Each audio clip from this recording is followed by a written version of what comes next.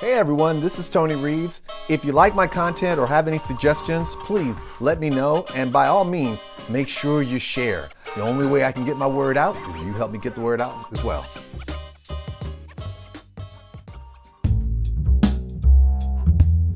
The one thing we don't talk about, we see it on the news, we see it on shows like AJ Plus or Vice News and so forth like that online.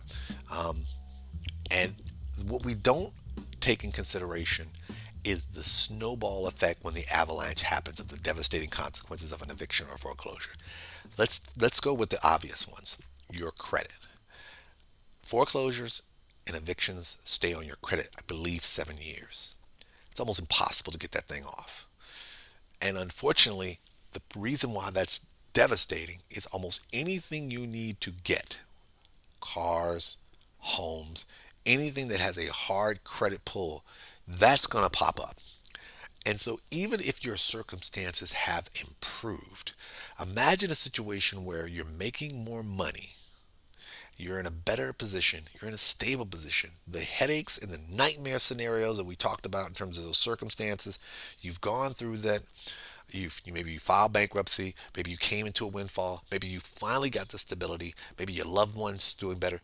All of those things are now starting to level out. They're starting to level out, and now you're saying to yourself, okay, now I am in a much better place.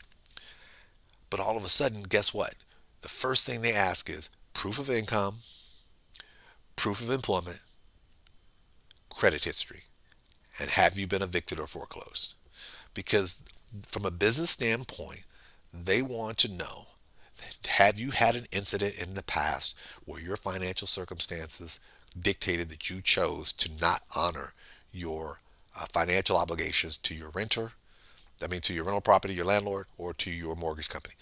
And that's, like I said, the sad part is that a lot of times those institutions are not taking in consideration the circumstances that led into it. I can tell you, I can tell you that when I found myself in a position where I was making substantially more than what I was making when I was running my own business, and then I went to try to do a few things. I didn't have an eviction or foreclosure, but my credit was really crappy because I was trying to rebuild it because there were some periods of time where I had to make some hard decisions. And despite the fact that I had stable income, stable job, that financial aspect is what they looked at, the ability to pay and really your practices of paying. So what ends up happening is we often overlook the fact that from people who have these hiccups, there's really not much remedy to them because the system that we have set up now is reliant upon looking at those things. So all of a sudden now, even though you have lived in a place, you could have lived in an apartment and you were in the same apartment complex for 5 years. You paid every month on time, except for this 3 month period towards the end where things just fell apart because your job got downsized, they didn't give you a heads up, and your loved one got sick, and then boom, you got kicked out.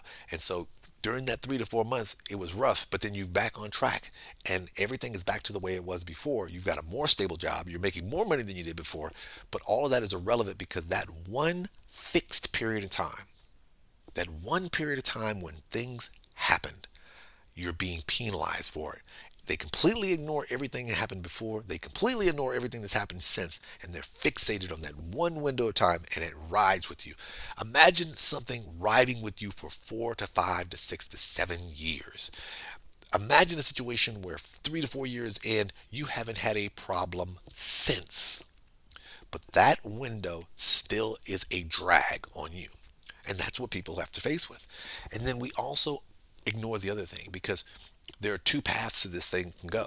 One is where you come out on the other side and you get everything together, but now you're being penalized. But then the other side is the reality that the circumstances has not improved. Is that, like I said before, this was a domino effect. It all rolled down to this point. And here we are where you're in this situation, where you're trying to get it back together. But it's crazy because you've lost your job, somebody got sick, your financial situation changed, and then on top of that, Your living situation was such where you made some very tough decisions, and as a result, you have been forced out of a place that you were living to now having to either one, live in a car, live in an extended stay, living in a motel, living on a family member, or just basically living in a shelter until you can get yourself together. And then the problem that we have is that we have a system that really does not take in consideration what happens during that window when you're trying to get yourself together. It really doesn't. So now what happens is that after coming out on the other side, you start to realize how much you are on your own with regards to the support and the systems that are in place. You find this out very quickly. So for those of you out there who are watching on television and seeing people who are going through evictions, or hearing about the eviction moratoriums, or hearing about the foreclosure moratoriums that were passed, understand this. Those moratoriums are crucial because it protects people who have now found themselves in a domino effect, and they are trying their best to defeat the avalanche. And then if you don't give them that opportunity, they risk the possibility of having this hold over their head for a long time to come.